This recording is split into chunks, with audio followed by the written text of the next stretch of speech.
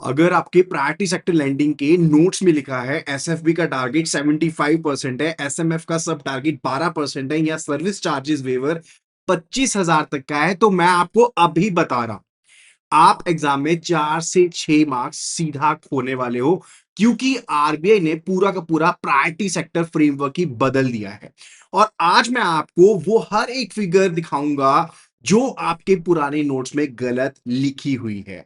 नमस्कार दोस्तों, मेरा नाम है आशीष जैन लर्निंग सेशन से, और मैं आपके लिए लेकर के आया हूं प्रायोरिटी सेक्टर लेंडिंग, जो कि जेआरबी और सीआरबी दोनों के लिए बहुत ज्यादा इंपॉर्टेंट है। और इवन अगर आप बैंक प्रमोशंस की तैयारी कर रहे हैं तो बहुत ज्यादा इंपॉर्टेंट आपके लिए होने वाला है, और इसमें से रिलेटेड आपको 4 से 6 क्वेश्चंस एग्जाम्स में देखने को मिलते ही मिलते हैं। और इस बार एग्जामिनर के पास एक नया हथियार है, पुराने स्टूडेंट्स के पुराने नोट्स। वो जानता है मार्केट में 2020 वाले फिगर्स घूम रही हैं, और वही फिगर्स वो ऑप्शंस में डालेगा भी। ट्रैप रेडी आपके लिए। आप समझते हो कि आपने टॉपिक कर लिया, लेकिन आपका टॉपिक कवर नहीं हुआ। देखो, 24 मार्च 2025 को आरबीआई ने नए priority sector lending directions issue किए थे 2025 के लिए, ठीक है। इफेक्टिव हुए वो 1 अप्रैल 25 से, मतलब 2020 वाला जो मास्टर डायरेक्शन था वो अब एग्जिस्ट ही नहीं करता, सुपरसीड हो चुका है। और रुको, कहानी यही खत्म नहीं होती। 19 जनवरी 2026 को एक नया अमेंडमेंट आया जिसने एक और बड़ा चेंज किया। कौन सा, वो मैं थोड़ी देर में आपको बताऊंगा। So stay tune and channel को सब्सक्राइब कर लो, और अगर अभी तक चैनल को सब्सक्राइब नहीं किया, क्योंकि वो पहले चेंज समझो जो सबसे ज्यादा स्टूडेंट्स को गलत करने की आशंका रहती है। टोटल प्रायोरिटी सेक्टर लेंडिंग का टारगेट देखो, डोमेस्टिक सेक्टर जो आपके बैंक है, डोमेस्टिक बैंक है, कमर्शियल बैंक है, उनके लिए टारगेट 40% है, उसमें कोई चेंजेस नहीं है।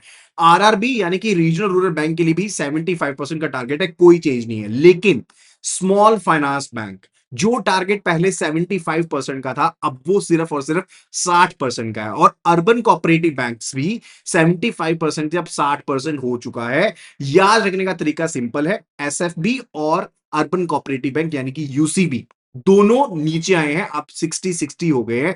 आरआरबी अकेला 75% के ऊपर है। एग्जाम में क्वेश्चन आएगा, and SFB achieve 62% of the priority sector lending, is it compliant? पुरानी नोट्स वाला बोलेगा नो, टारगेट 75% है। लेकिन आंसर होगा यस, 60% का टारगेट है, 62% आपने अचीव किया है, तो फुली कंप्लाइंट माना जाएगा। लेकिन ये तो सिर्फ हेडलाइन था, असली कंफ्यूजन एग्रीकल्चर के अंदर है। और यहां एक ऐसा मिथ चल रहा है जो शायद आपके नोट्स में भी लिखा होगा। सो मेक श्योर कि आप लेटेस्ट नोट्स के थ्रू ही पढ़े, और लेटेस्ट नोट्स आपको मिल सकते हैं iibf.store के ऊपर जाकर के साइन अप करने पर, free of cost. So agriculture का टारगेट 18% का है, वो भी सेम है। लेकिन उसके अंदर क्या है, बहुत सारे नोट्स में लिखा गया है कि एसएमएफ यानी कि जो स्मॉल मार्जिनल फार्मर्स है, सब टारगेट है वो रिवाइज्ड हो चुका है 12% फाइनेंशियल ईयर 26 से। लेकिन ये लाइन एक्चुअल में गलत है। सच ये है कि 18% एग्रीकल्चर के अंदर 14% जो नॉन कॉर्पोरेट फार्मर्स हैं उनके लिए है, और उस 14% के अंदर 10% स्मॉल एंड मार्जिनल फार्मर्स के लिए है। 12% का जो एसएमएफ टारगेट था वो एक्चुअल में कभी था ही नहीं। यानी कि 14% वाला फिगर एनसीएफ का है और एसएमएफ का नहीं है। और एक लाइन याद रखो, 18 14 10 यानी कि 18 एग्रीकल्चर, 14 एनसीएफ यानी कि नॉन कॉर्पोरेट फार्मर्स, और 10 यानी कि जो कि स्मॉल मार्जिनल फार्मर्स से रिलेटेड है, बस। और एसएमएफ कौन है ये भी रिवाइज कर लो। मार्जिनल फार्मर मतलब 1 हेक्टेयर तक, स्मॉल फार्मर मतलब 1 से 2 हेक्टेयर तक। 1 हेक्टेयर यानी कि 2.5 एकड़, और 2 हेक्टेयर मतलब कि 5 एकड़। और एक एग्जाम क्रिटिकल पॉइंट जो स्टूडेंट्स डेफिनेटली मिस कर देते हैं, वो है लैंडलेस एग्रीकल्चरल लेबरर्स को लेकर के, जो अलाइड एक्टिविटीज में है, वो भी एसएमएफ में ही काउंट होते हैं। अब नंबर वाइज सबसे बड़ा मेकओवर देखो लेंडिंग लिमिट्स में है। यहां प्रैक्टिकली हर फिगर एक्चुअल में चेंज हो चुका है, और मैं आपको ओल्ड वर्सेस न्यू सब साथ साथ में बताऊंगा, ताकि आपको ट्रैप ऑप्शंस में फंसने को ना हो जाए, आप तुरंत पहचान जाओ। देखो, वेयर हाउस रिसीट के अगेंस्ट लोन मिलता था, पहले 50 लाख रुपीज होता था, लेकिन अब सब कुछ चेंज हो चुका है। अब नए जो इंडिविजुअल फार्मर्स हैं उनके लिए जो नॉट आपके लिए जो नेगोशिएबल वेयर हाउस रिसीट्स है, या फिर जो electronically negotiable warehouse receipt है, उसके ऊपर 90 लाख तक का लोन मिलता है, और ऑर्डरी वेयर हाउस रिसीट के ऊपर 60 लाख तक का लोन मिलता है। और वहीं पर जो कॉर्पोरेट फार्मर्स हैं, फार्मर प्रोड्यूस ऑर्गेनाइजेशंस हैं, पार्टनरशिप्स के लिए 4 करोड़ रुपए एनडब्ल्यूआर के ऊपर मिलता है। पहले वो 2.5 करोड़ होता था ऑर्डिनरी के ऊपर, ठीक है। टेन्योर कंडीशन सेम है कि 12 महीने तक का ही लोन मिलेगा, ठीक है। ये तो हो गया जो वेयर हाउस और रिसीट से रिलेटेड है।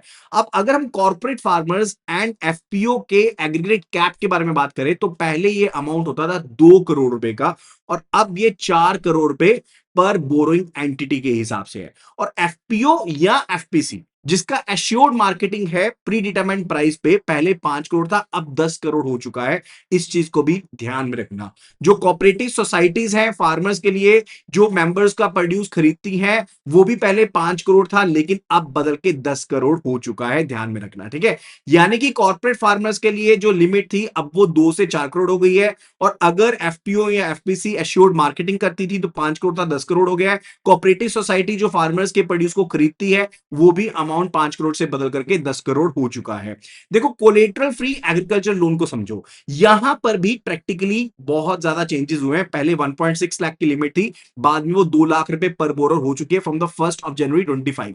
और अगर अलाइड एक्टिविटीज में देखेंगे तो वो अलग से आपको समझने की जरूरत है। बिना किसी लैंड होल्डिंग के जो इंडिविजुअल्स हैं, अब वो 2.5 लाख तक का जो लोन है वो अब एलिजिबल होंगे। पहले ये अमाउंट 2 लाख का था लेकिन अब एसएमएफ या फिर जो लैंडलेस आपके नेबर्स हैं उनको अलाइड एक्टिविटीज के लिए 2.5 लाख तक का लोन मिल सकता है।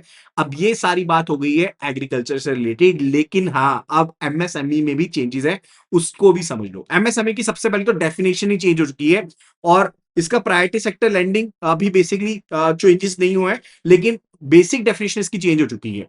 तो 21 मार्च 2025 से जो मिनिस्ट्री ऑफ एमएसएमई है उन्होंने नोटिफिकेशन दी रिलेटेड की अब इन्वेस्टमेंट लिमिट जो थी वो 2.5 टाइम्स और जो टर्नओवर लिमिट है अब वो डबल हो चुकी है। सबसे पहले जो नए फिगर्स है वो माइक्रो के लिए समझो, इन्वेस्टमेंट 2.5 करोड़ की और टर्नओवर 10 करोड़ की। स्मॉल के लिए इन्वेस्टमेंट 25 करोड़ की और टर्नओवर 100 करोड़ की। और मीडियम के लिए इन्वेस्टमेंट 125 करोड़ की और टर्नओवर 500 करोड़ की। याद करने का पैटर्न सिंपल सा है, 2.5 10 2500 125 500। तो अगर आप माइक्रो का याद रख लेते हो 2.5 एंड 10 तो उसको पहले 10 से मल्टीप्लाई कर दो तो आपके पास आ जाएगा स्मॉल से रिलेटेड, ठीक है। माइक्रो से स्मॉल, यानी कि अगर माइक्रो का है 2.5 तो स्मॉल का होगा 2.5 इंटू 10 यानी कि 25, ठीक है। और टर्नओवर माइक्रो की थी 10 तो स्मॉल की होगी 100, ठीक है। और अगर मीडियम का निकालना है तो 5 को 5 से मल्टीप्लाई कर दो, ठीक है। यानी कि 25 से हो गया 125 और 100 से हो गया 500, क्लियर है। और गोल्डन रूल सेम है, केवीआई सेक्टर चाहे यूनिट कितनी भी बड़ी हो हमेशा 7.5% माइक्रो एंटरप्राइजेस सब टारगेट में ही गिना जाएगा। अगर एक्सपोर्ट क्रेडिट को देखेंगे तो पर बोरोर सैंक्शन लिमिट 40 करोड़ से बढ़ा करके 50 करोड़ कर दी गई है।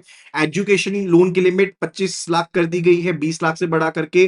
वोकेशनल कोर्सेज उसमें शामिल हैं। हाउसिंग रिपेयर लोन्स की लिमिट जो पहले 2 टियर में थी अब 3 टियर्स में है, यानी कि पहले 2 टियर्स होती थी अब 3 टियर है। 15 लाख, 12 लाख, 10 लाख पॉपुलेशन के हिसाब से। सोशल इंफ्रास्ट्रक्चर में स्कूल, ड्रिंकिंग वाटर, सैनिटेशन अब 5 करोड़ से लिमिट को बढ़ा करके 8 करोड़ पर बोरोर कर दिया गया है। हेल्थ केयर में टीयर 2 से लेकर टीयर 6 में जो लिमिट थी वो 10 करोड़ से 12 करोड़ कर दी गई है। रिन्यूएबल एनर्जी की जो लिमिट थी पर बोरोर वो 30 करोड़ से बढ़ा करके 35 करोड़ कर दी गई है। और हाउस होल्ड की लिमिट सेम है 10 लाख रुपए की, ठीक है। अब डिस्ट्रिक्ट वेज भी नोट करने बहुत ज्यादा जरूरी है। देखो पुराने नोट्स में क्या लिखा गया है कि 6,000 पे या 25,000 की थ्रेशोल्ड होती थी, लेकिन अब वो पूरा का पूरा चेंज हो चुका है।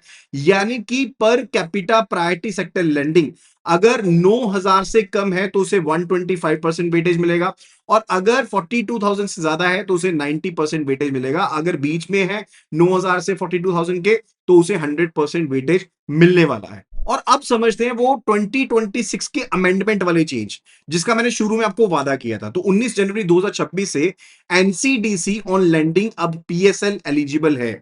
मतलब बैंक अगर नेशनल कोऑपरेटिव डेवलपमेंट कॉर्पोरेशन को लोन दे जो आगे कोऑपरेटिव सोसाइटीज को priority sector lending eligible purposes के लिए लेंड करेगा तो वो अब बैंक के प्रायोरिटी सेक्टर लेंडिंग में शामिल होगा।